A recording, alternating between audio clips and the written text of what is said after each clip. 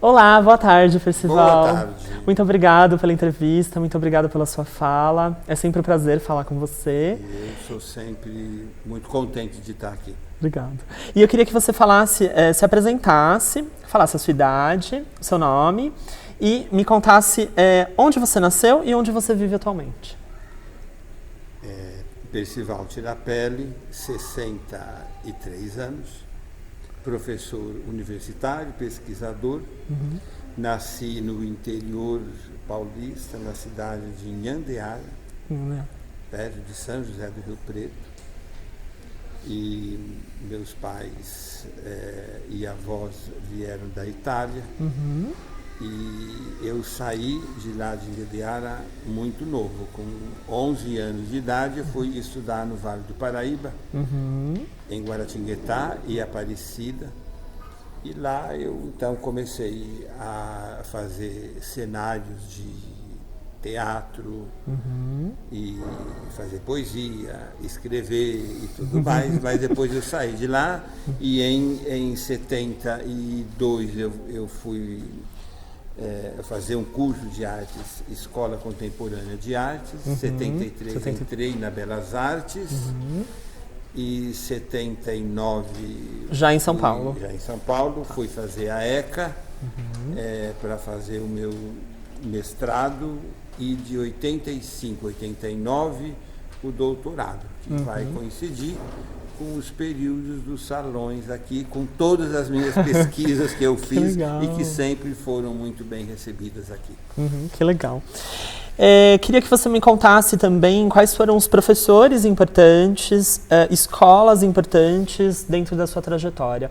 Para eu saber, por exemplo, alguns professores que foram referência para você na época, ou quem que foi marcante na sua carreira. O meu primeiro professor foi o Juarez Magno, um grande desenhista, e coincidiu nesse período de eu estar trabalhando como desenhista técnico. Então fazia aqueles desenhos minuciosos, todos com letra 7, com curva francesa, aqueles guaches maravilhosos. Mas nesse período eu tive um professor de História da Arte muito importante, que me ensinou a história da arte da América Latina, Euribaldo Tinoco. E ele era um publicitário e desenhava muito bem, e ele desenhava índio, essas coisas assim. Isso foi ali antes de entrar na faculdade.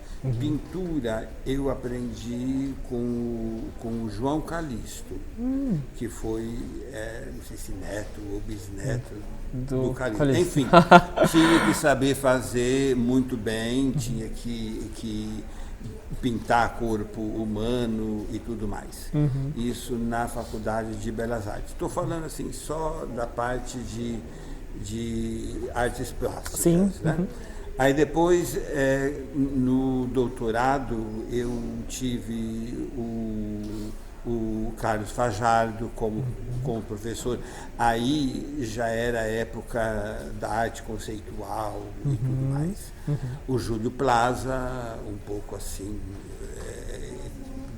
dentro de um pensamento que tinha que pensar demais e fazer de menos, talvez, né?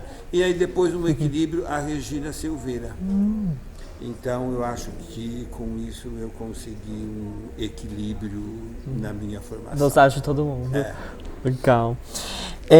Atualmente eu desenvolvo a pesquisa, que obviamente você sabe, de doutoramento sobre os salões de arte contemporânea do ABC Paulista, e eu queria saber mais sobre a sua passagem nos salões e em que eles cooperaram com a sua carreira. Bem, colaboraram e muito, porque foi aqui o salão que eu mais fui premiado 3 vezes. E não só isso, mas tem um envolvimento um pouco maior, né? Porque em 77 eu estava lecionando na escola Volkswagen, lá na fábrica. E em 78 eu estava dando aula aqui na Faculdade Teresa d'Ávila. Então eu tinha um envolvimento muito grande. Então a gente ficava sabendo do salão e era naquele período que você praticamente, o único local que você tinha de ascensão ou de visibilidade era o salão. Entendi. Mas eu participei aqui, o primeiro salão foi em 75 e eu nunca me esqueço que eram seis cópias heliográficas transparentes, ficavam até nesse canto aqui assim, e então você via tanto de um lado quanto do outro, e as obras ficavam flutuando. Isso 75, eram umas obras grandes, né? Aí depois outros salões que eu fui assim participando, aí vieram pinturas, que foram pinturas que eu fiz sobre o Almeida Júnior, e aí depois os dois últimos prêmios aqui foram muito importantes, que eu fiz grandes desenhos. Um dos desenhos eram os operários da Volks, né? E depois o último prêmio que eu recebi com desenho é uma tela muito grande, 2,5 metros por 1 e pouco, e isso eu já estava fazendo o meu doutorado.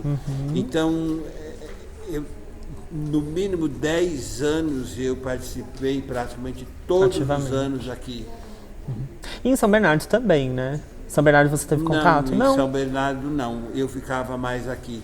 Eu fui depois, dei curso na Casa do Olhar, dei curso de sábado de pintura lá com as irmãs da faculdade. Fiz um monte de coisa muito estranha na Praça do Carmo, estendia umas coisas vermelhas, tudo ensanguentada. E depois a gente fez uma obra muito interessante, um monte de papel no chão para que as pessoas pisassem em cima do papel em branco. E fiz até uma exposição dentro de um ônibus, uma exposição itinerante. Enfim, que legal. Fiz muita coisa por aqui. Que legal, que bom. E qual era a sua idade quando você estava circulando pelos salões? Em 75 eu estava com 23 anos. Jovenzinho. Jovenzinho. Acho que está jovenzinho. E na sua opinião, foi importante a participação nesses salões e por quê? Bem, primeiro que era a época da ditadura. Nem todos os salões você conseguia mandar. Tinha a facilidade de se trazer até aqui. Se bem que tinha uma pessoa naquele período que ia na casa da gente, ele tinha uma caminhonete imensa assim, e ele enchia, eu não me lembro do nome dele, mas todo mundo dava para ele levar para o salão. Então eu participei muito, os dois salões que eu mais participei, o salão de Piracicaba e aqui. Aí tinha Atibaia, tinha vários outros. Ribeirão também? Você chegou a participar? Ribeirão uma vez só. Ribeirão só uma vez. Santos, deixa-me ver, e os salões que tinham em São Paulo também. Entendi. Que legal.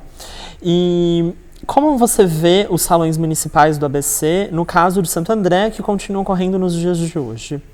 Eu acho que é assim, importantíssimo. Tantos outros sucumbiram na época da ditadura, outros... tem muito salão que assim, chegou 3, 4 edições. Por exemplo, salão de Campo Limpo, salão de Jundiaí, nem sei se ainda tem de Atibaia. Então, às vezes, aparecem alguns e desaparecem. O salão de Mairiporã, que eu... durante 18 anos que comandei também, e aí de repente vem um prefeito e fala que não é mais aquilo. E tem todos os outros salões em volta de São Paulo. Tem muito salão, ainda tem.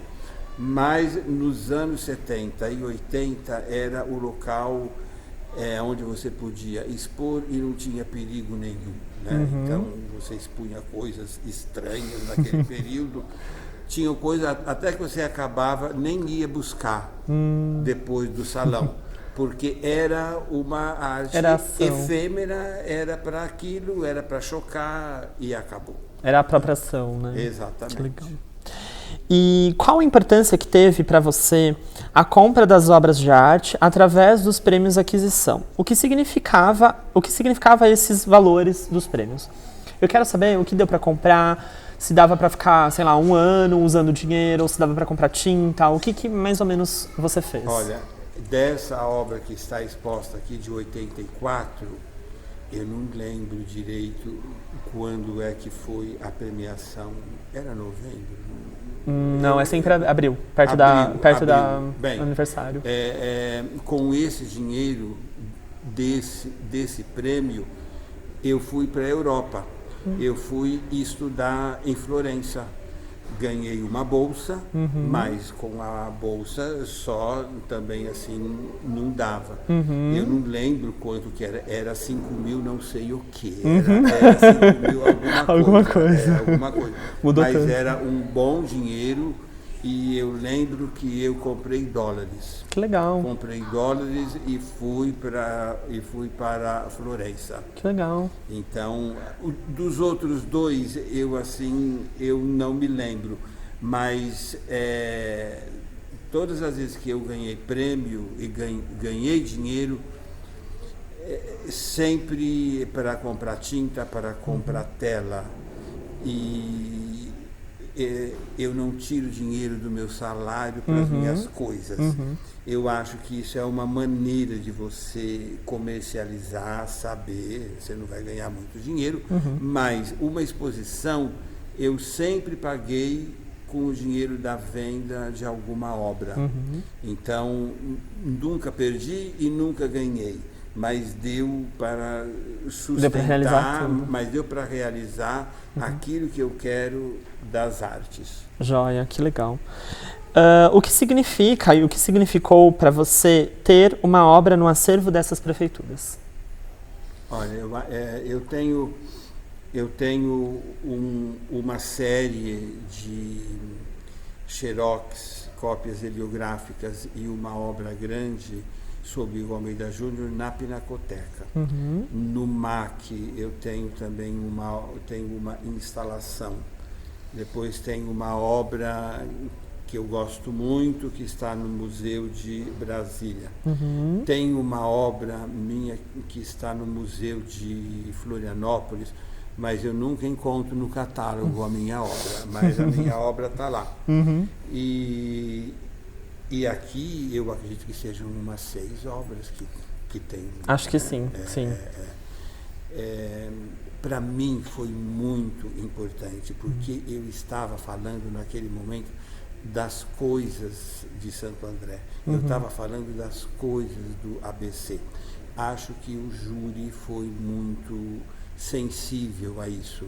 Eu não me lembro quem que era o júri, porque eu cheguei a ser depois, eu acho que eu fui uma vez do júri. Já vim fazer várias outras coisas aqui.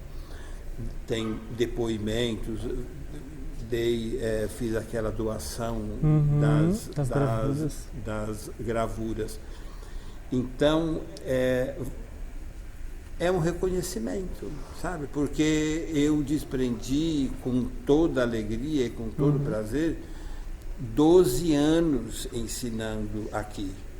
Tanto na Volks quanto lá na faculdade de Santo André, junto com a Paula. Eu fiz muita coisa, fiz uma exposição aqui que pegava esse salão inteiro, que foi a minha tese de doutorado.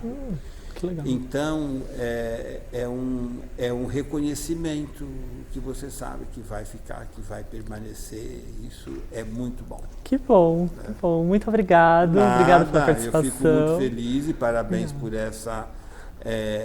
por esse estudo. E a memória dos salões, elas têm que ser preservadas, né? E são poucos os salões que ainda têm, e ainda mais com essa vitalidade toda. Vale a pena. Era o local onde a gente se conhecia, onde a gente conversava, trocava figurinha, o que é que você faz, o que é que você não faz. Todo mundo Durango naquela época. Como todo jovem artista. Vinha de trem, não sei o quê.